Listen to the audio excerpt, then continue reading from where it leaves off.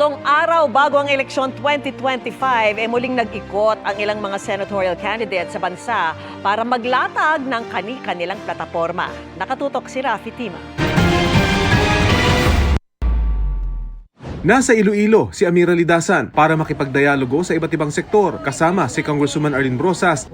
Naghayag si Atty. Sunny Matula ng suporta sa mga magsasaka. Nagbigay naman ng suporta sa mangingisda si Roberto Balyon. Sa Quezon City, inilatag ni Manny Pacquiao ang advokasiyang pagpapalakas sa small businesses. Binisita ni Kiko Pangilinan ang isang bangus processing facility sa Dagupan. Pinuri ni Ariel Querubin ang pagganda ng turismo sa Misamis Occidental.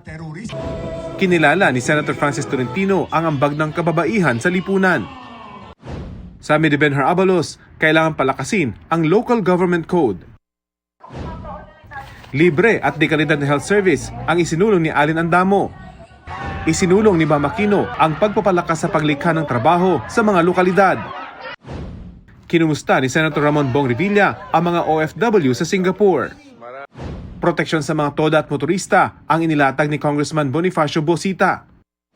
Sa Tarlac, nakipag-usap sa mga kabataan at magsasaka si Teddy Casino. Maayos na local governments ang binigyang diin ni Senator Pia Cayetano.